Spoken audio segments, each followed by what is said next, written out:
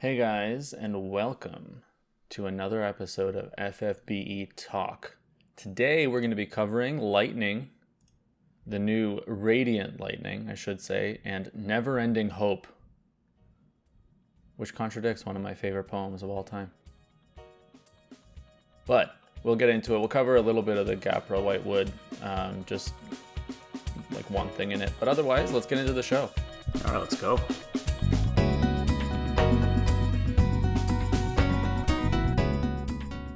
So this week we got a really early release on the new events as well as the new units.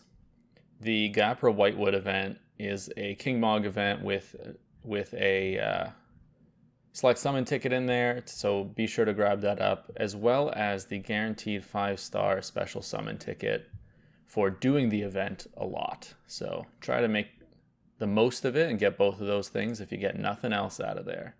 But Minnie, you mentioned there was literally only one item that you would even bother with in this set of King Mog items. Well, that's not true. There's one item that I think is worthwhile. The other ones I'm still going to bother with just because I like to collect them. Except the materia. I don't really care for the materia. I will pick up the Eagle Talon and the Blazefire Saber just to, take up the inventory slots just because I like them. I don't think they're very good. But I like Brother's Goggles. I love Brother, the unit. I love Brother, the character, and I love his goggles. They come with a nice water resist on there, but I would have liked them even. I would have recommended them even if they had really crappy stats. That's very fair. It's Brother, so.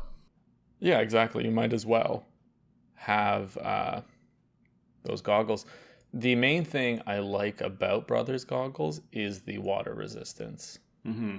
That 30% water resistance is really nice, and of all the different resistance types we get, I feel like water is low among them. I haven't been feeling the burn from water resist because I have Folka and she's got that nice 100% buff. But yeah, 100%. I can definitely see people who don't have that. It's a nice pickup. Definitely really good, especially if you haven't done 3-star Leviathan. And if you haven't done it, please go do it because I hate that piece of junk, giant spinal column. It's funny because with the units you have today, you could probably do it in your sleep. I could destroy him. Which, you remind me, I may go and do that and just post like a clip of me destroying him. Just because. But that's it, actually, for the Gapra Whitewood. We'll move on from there because there's not really much else in there. There's a sword and a throwing weapon that if you have literally nothing else, they might work for you. But there's so many other pieces of equipment that are way better. So let's get into the units. We have Neverending Hope and Radiant Lightning. Let's start with Neverending Hope. All right, let's do it. He has the TMR Survival Knight. First of all, I just wanted to point out that the accuracy of these little gestalts that you see, I guess, I forget what they're called in 13. They're really, really good. Like, very, very well done pixel art on it. Oh, yeah, the Eidolons? Yeah, the Eidolons. That's what I meant, Eidolon. So, Hope, his TMR is Survival Knife. It has really high mag and really high spirit together, which is pretty rare to find. Actually, it's not it that works rare to well. find, but it works well for Hope. For sure. He kind of likes both stats. So, I mean, it'll probably work well on some other units as well, but it's niche. Other than Hope, there aren't too many units that want both or that can equip daggers. So, some units might love that 117 mag, but if most magic casters aren't too adept with anything but rods. So it just depends. I think it's fantastic on Hope, though. I was going to say, I think it works really well on Hope. There's a few other units that would take advantage, like you mentioned. And it's really nice to see a knife as the item type instead of a throwing weapon. And I only say that because more people can use knives than people who can use throwing weapons. So it kind of helps in that sense. Definitely. His STMR, Shining Guardian of Hope. Increase MP by 30%, mag by 50, and light resistance by 100%. Now this is fantastic if you do have 4 hopes or you take advantage of those STMR tickets. This STMR would make, what's his name? Alexander a breeze. Yeah, I mean, 100 light resist on one item slot is fantastic, or one materia slot. I don't know if it'd make it a breeze just because of the nature of the trial. You would need enough for the rest of your team, but it's definitely a great starting point. I mean, you could just have one person Just that's everything. alive, yeah. Just go. Yeah. No, you're right, but it's really, really strong. 50% mag is whatever. It's pretty in line with a lot of TMRs, and the MP plus 30% to build it up, plus that elemental resistance is pretty crazy. It's pretty much STMR level. What do you think of Hope's kit, Mini? I actually quite like it. There are quite a few abilities in there that are interesting and fun to use. Hope is a support that can deal very, very respectable magic damage. He also has, obviously, a few chaining families. Actually, just 2. He has Quake and Absolute Mirror of Equity, which he can help, especially the Absolute Mirror of Equity. It'll help him in a team to be able to build chains himself. So actually, I love the mishmash they gave him. He's I think a semi-competent support. He's got excellent access to the elemental resist because he's got light resist, he's got dark resist, and then he's also got access to Bar Thundaga, Bar Firaga, Blizzaga, and Waterga. So just an excellent sort of array of element support on him, and then also in Thunder on top of that, which goes really, really well. You know, you have an excellent support that can also imbue your attackers should you need him to. I really like him. I don't think is very popular because as a magic caster, he's not doing that much damage. But given what else he brings in his kit, along with respectable damage, I quite like him. Yeah, I mean, you always have to consider the off pieces of someone's kit. Of course, his damage isn't up to snuff. He does have dual cast to cast all of his magic, which can be handy, putting lightning element onto 2 people on one turn. That's really, really good to have. Plus, you have a few chaining families that he can, like Quake and Absolute Mirror of Equity, he can kind of pair up well if you don't have a duplicate of somebody or 2 units that chain well together already. And then not to mention, the one ability I think is really clever and that I kind of like as sort of a nice take on LB fill supports is Brutal Sanction. He has it at 5-star, and it fills the LB or it increases the LB burst or LB fill. Oh my god, I can't talk tonight. Increases the rate at which you build your LB gauge, but on top of that, it gives your allies a chance to counter, so further building your LB gauge by generating more burst stones. I think that's really clever, and it's the first ability we've seen like that, because normally you're bringing a counter tank or something like that to help you build those burst stones. Here, Hope can just instantly convert anyone on your team to help you do that. Or you can bring a tank that doesn't counter and give him the option to counter, which is fantastic. Yeah, he just kind of gives you everything you need, which is amazing. And I love that he's got the double gestalt as well. It really helps him to sort of go through his kit, I guess, right? Because you can buff and use one of your chaining abilities if you need to maintain a chain for a chain finisher or something like that. Yeah, exactly. He is really, really good overall as a support. Like, he brings a lot of different elements that you would want in a support. So he's very versatile is what I find. Well, mostly when I look at him, I just love like 100% light and dark resist and stop resist for your whole team on one ability. I think that's insane. And then he also has the Agas that he can dual cast should you need to. It makes gearing yourself for those annoying elemental Tetris trials a lot Way easier, easier. having somebody Yeah. like this. Yeah. 100%. That's one of the most difficult things in some trials is just being able to gear all your units properly to the point where you're able to survive. And Hope kind of allows you to do that, as well as a few other things, as we've already mentioned. Overall, I love that he gets, so this is just a lore piece of it. I love that he gets 50% bonus stats specifically from Alexander, just because that's kind of his Eidolon. Yeah, it's a nice touch. I don't think it factors into many of his builds. It doesn't at all. Just I'm because saying of Alexander as an Esper and where he sits, but you never know. It gives you a bit of that extra punch if you do need Alexander on him for whatever reason. I mean, it's kind of funny because Hope is the last person you would equip Alexander to, really, because usually you'd be using him either for the Machine Killer, which you would put that on your DPS, Exactly. or for the Light Resist, which Hope already has, I think, passively 50%, and he can give everyone an extra 100%. So he's set with 150 no matter what. So it's like just giving him Alexander would be overkill. But like you said, from a lore perspective, I think it's a nice touch.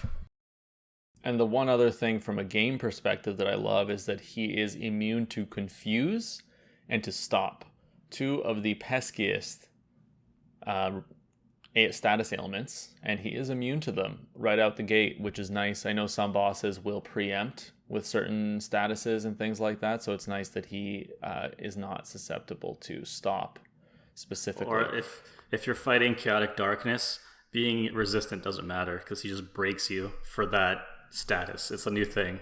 Yeah, it's dumb. So obnoxious.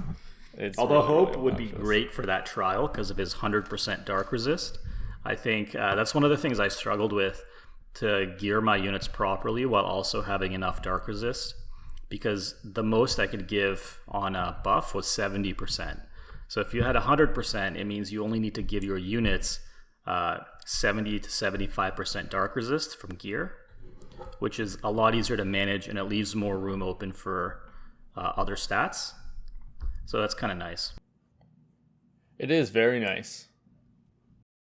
And one final thing to mention about Hope specifically is, or Neverending Hope specifically, is his limit burst.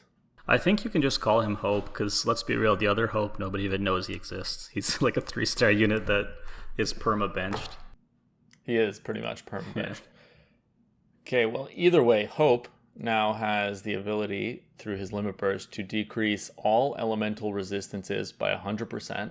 Yes, it's only for one turn, but that's very significant. That means pretty much any element you want to do, you have full reign to double your damage. Yeah, you got that one turn where you can go all out. It's really nice for bursting.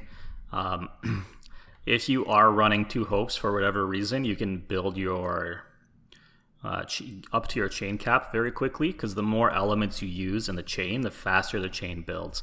Not that it really matters, but it's a nice little touch there as well. It is. He also recovers 200 MP to all your allies, which is nice that it's on his limit burst. So if you are in one of those pesky MP drain trials like Hasiko back in the day, this can help you kind of overcome that at those thresholds. So it's handy, definitely handy. I think he's a great support overall. I mean, he's not really pushing any boundaries. I love that counter skill. It's kind of interesting. I love the green mage aspect to him. Yes. He does come with decent buffs as well. But to me, when I look at a support, like, that's the bare minimum. And it's more about what else can they do. And Hope definitely has a lot in there. Like you mentioned earlier, his limit burst with his imperils, his elemental support, the LB fill support, and then he's also got a bit of mitigation in there, a bit of mana battery. So overall, I think he's great. I mean, if you've got a good support already, I think he's a skip. If you're struggling with some of the like chaotic darkness or whatever, it might be worthwhile. But otherwise, he's good, but I don't think he's good enough to go all in on, in my opinion. No, and I don't think that. Yeah, I agree with you. Basically, he's not good enough to go all in on. I do think that even if you have, depending on what supports you currently have, Hope does bring quite a few things that some of the other ones don't. So definitely look at the kits and see if Hope can potentially give you something you're missing for a few of the trials, because he does bring a few unique aspects that some supports don't have. Yeah, and we'll see what happens when he eventually does get his enhancements and where he's going to end up, because we know that the Fairy Queen lady who came before Hope, when she got her enhancements, she became super good. So maybe he's got a bright future ahead of him. For now, I think he's great, but it's like you said, if you've already got one of the better supports, he's not really worth going all in on. He's not going to add, bring anything that much better to your team than your other supports could already do. Yeah. Yep. I just wanted to touch on one more point that we made last week, and it was that supports are kind of overrated, so to speak. So Hope's CD Defying Destiny increases everything by 180%, like all the different stats by 180%. It's sad that it's still below that 200%, which most DPS or most the stat that somebody wants is not, it's not higher than that. I think the real sort of kind of twist there, the cool part, is it can't be dispelled. So depending on the trial that you're in, if you are fighting something that will dispel, this can come in really handy. And then also the mitigation, the 40% mitigation for 4 turns is really fantastic. I mean, yeah, but when Xeno casts his thing every turn, I mean, it's fair though. It is fair. No, I agree the with you, mitigation right? is huge. I'm just saying that the buffing aspect of that is still not above. The one place I think supports do contribute is defensive. So Xeno does buff his attack passively by 200% no matter what, which is already more than Destiny's Defying Destiny, or Hope's Defying Destiny. But it's nice to make them a little beefier sometimes. So the defense spirit buff that can't be dispelled could come in handy. But it's like I said, he's good. Is that something that I personally would invest tickets or lapis into? No. I personally don't think that's good enough to do it. But if I get passively a Hope, I'll be thrilled. I think that pretty much covers Hope. Yeah, I think the Radiant Lightning is definitely the one that most people are looking for, if they are looking for anything at this point. I was just about to say something that I am willing to invest tickets into is Radiant Lightning. That's interesting, because my conclusion for Radiant Lightning is the same as Hope. I think more people should go for her. So, but yes, the reason I say that I would invest the tickets into her is her TMR. Now, because I don't care if I get 2 of her. 1 is literally all I would even want. And that's why I'd only spend tickets. I wouldn't spend lapis. How about this 200 IQ plan? Go. If you got a Prism Moogle, you buy one of her Moogles from the King Mog shop, and bam. This actually is a 200 IQ big brain play. Save all your lapis and tickets. Now, let's talk about why her TMR is, why it's that good. All right, well, dual form, it's called. It increases equipment attack by 100% when dual wielding. So, all of your attack buffs that are on your equipment double when wearing this. This is the new Buster style. If you're a true dual wield unit, pretty much it's going to be one of the best pieces of materia, even after Lightning's sort of time in the spotlight has come and gone. This materia, or this TMR, is going to be very, very useful for many units in the future. It's sort of like Cloud, right? Cloud was never really that great, but Buster style has sort of made its mark on the game and the meta, and to this day, Buster style is still used. Yeah. So I think this is definitely a worthwhile investment, and it, like we mentioned earlier, I was kind of joking, but if you have that Prism Moogle and you don't want to invest lapis or tickets into Lightning, it's definitely worthwhile, I think, to pick up one of these TMRs. That is actually what I'm going to do instead of investing anything into this. But only if I don't passively get one through daily summons. Save everything if I can. Yeah, especially because we don't know. So I don't know if this is the right place or time to bring this up, but in JP they have these things called summon festivals or summon fests.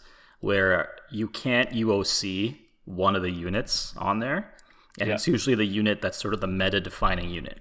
So in the future, the value of our UOCs will be going down, so you might want to start hoarding your Lapis again, because it might be the only way. I mean, in JP, they got a lot of backlash for doing this. I don't know if we're going to get the same thing in Global, but for now, I'm going in assuming that's what's going to happen. It's just going to be status quo. That's what we're going to get. So I'm going to start being a little bit more frugal with my Lapis.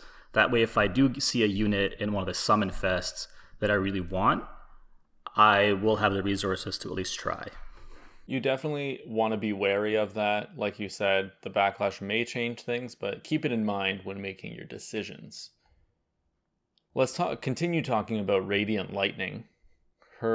She does have a CG limit burst, I should mention. So if you're into CG limit burst animations, hers is really nice, and you should get her if that's something you collect. I know that's something that I've kind of been collecting, but I'll probably just UOC her at the end of the day if I don't ever get it, and one day down the line I need it.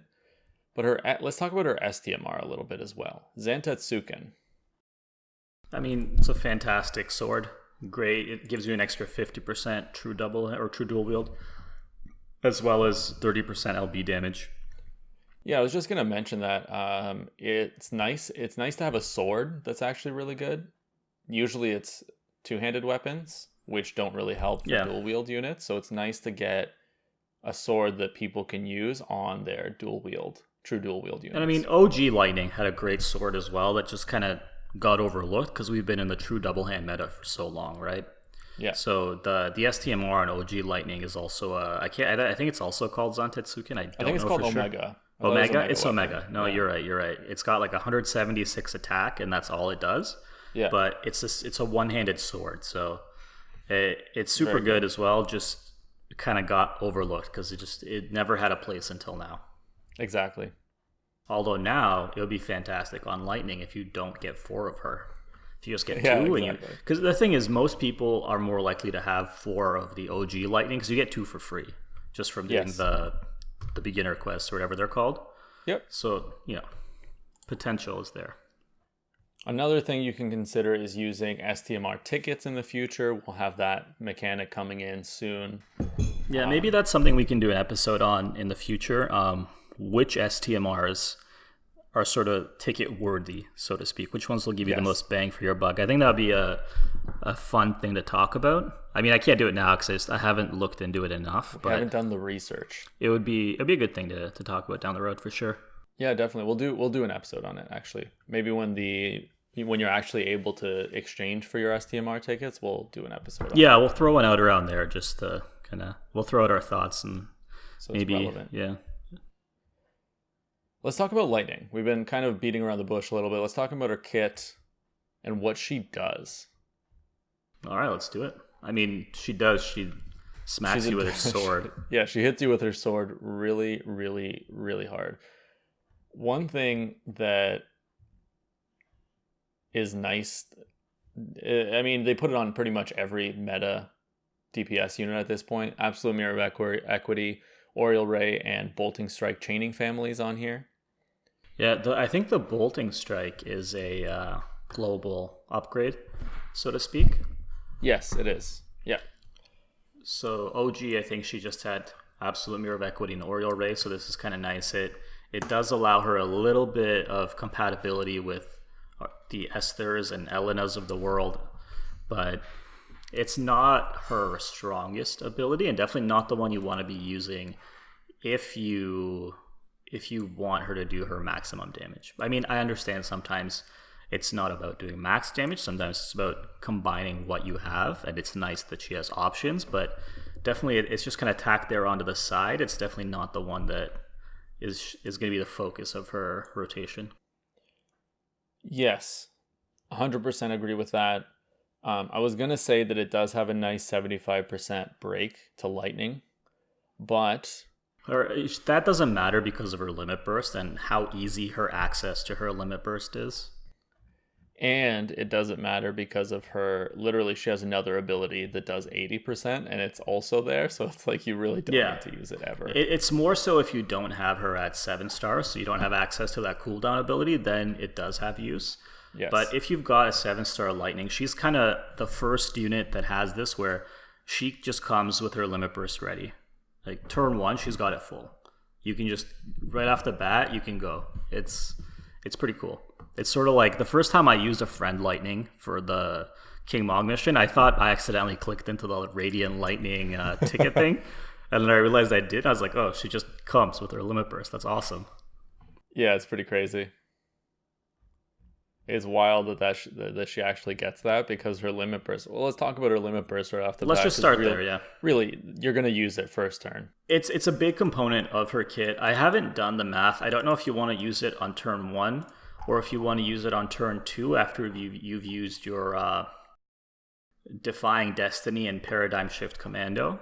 But either way, it's going to be a prominent part of her rotation because of that nice buff to her ability damage that it gives you and the massive 120% lightning imperil for 5 turns. Like, this is definitely going to be something you're going to be spamming probably every 3 or 4 turns. Yep, exactly.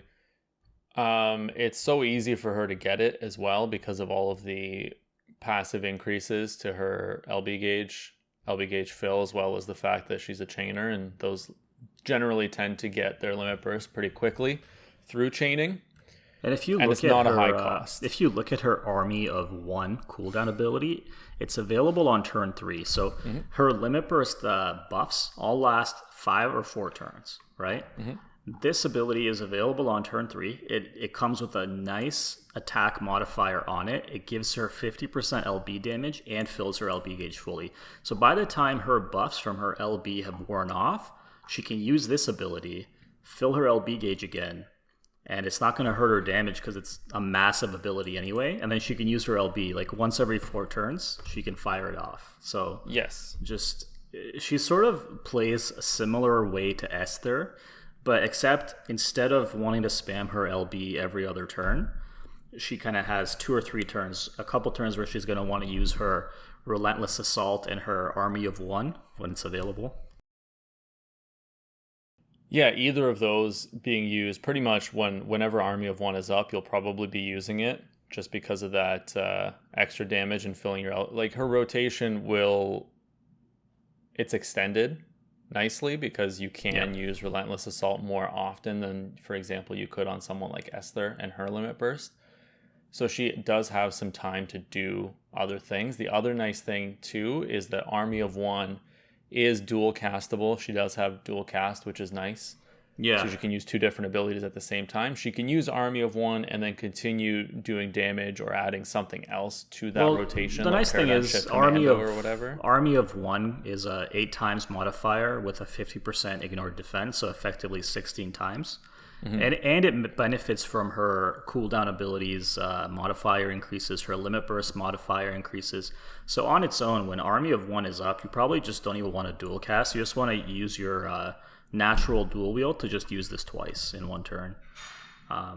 Similar to the way Xeno is when you have your cooldown ability. I can't remember what it's called. Now it's like his big Mirror of Equity cooldown that's stronger than all of his others. You don't want to use any of his dual cast abilities with it because you just want him to use that one twice. So Army of 1 is kind of that way, but it's kind of the reason I love her double Gestalt, the global buff she got, is because you can now use Defying Destiny and Paradigm Shift Commando in 1 turn. You don't have to dedicate 2 separate turns to it. Yeah, definitely. I don't know if the buffs stack. I haven't tested it. I'm thinking they should.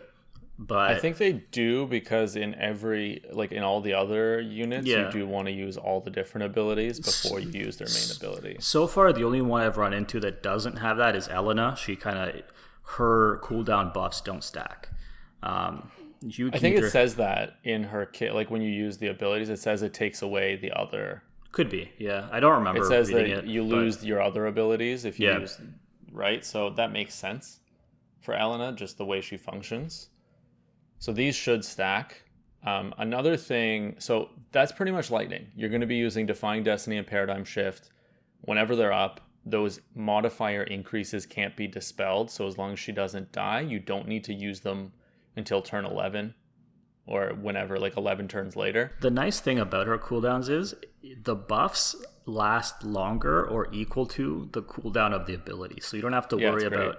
There's no time period where she's without her buffs if you do it right.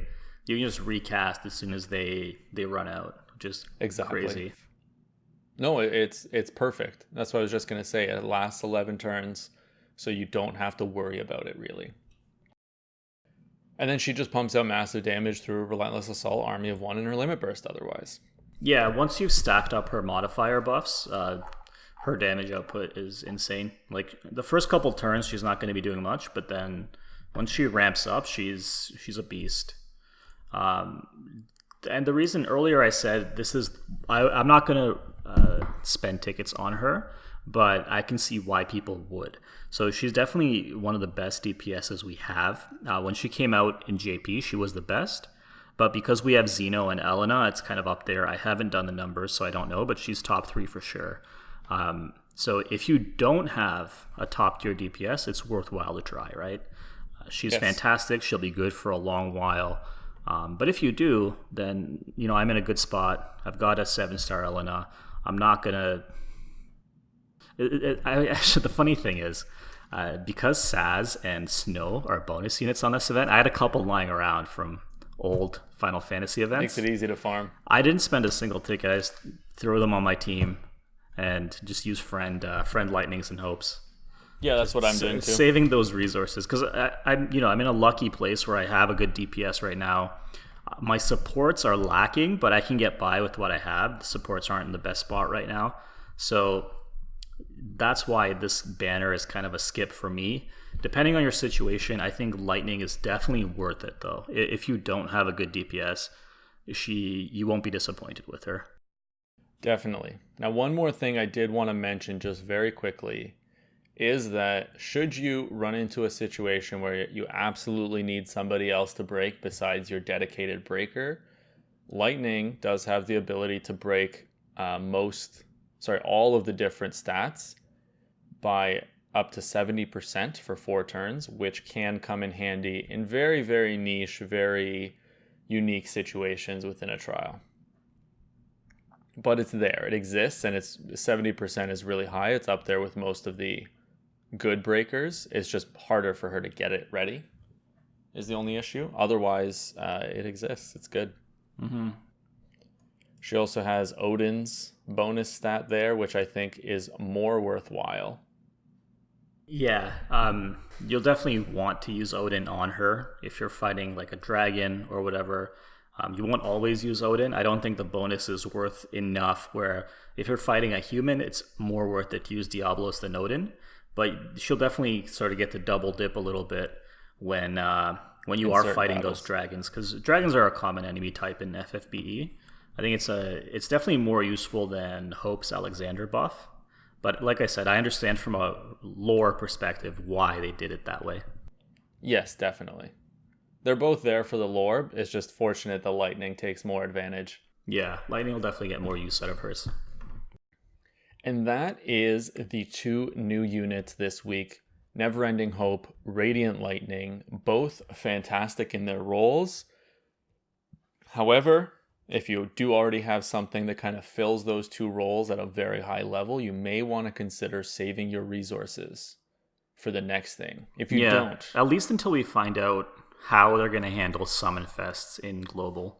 Yes, exactly. Because you can always UOC them, right? Yeah, I might be more willing to spend Lapis if I know they're not going to go down the road JP did. But if they are, you have to assume that's the way they're going to go. It's just because we don't know differently, right? Yeah, there's no information saying otherwise. Yeah, I'd rather save my Lapis and then have it than not save it and have a great unit come by and be like, oh crap, I'm never going to see this unit again. That sucks. Exactly. So, just something to think about, right? Exactly.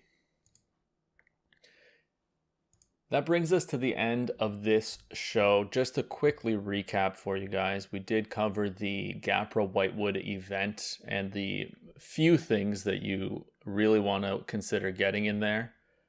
the two new units, Neverending Hope, Radiant Lightning, both pushing to the top tier of their respective roles. They're very high up there. And if you get either of them, very fortunate. Count your blessings. Yeah, they're definitely both very good. And that's it for this episode of FFBE Talk. Thank you for watching. If you haven't already, don't forget to hit that like button, comment if you have anything to say, let us know what you think. Don't forget to hit subscribe so you can get updates on when we get our videos. It'd be amazing. Catch you guys in the next one. Peace.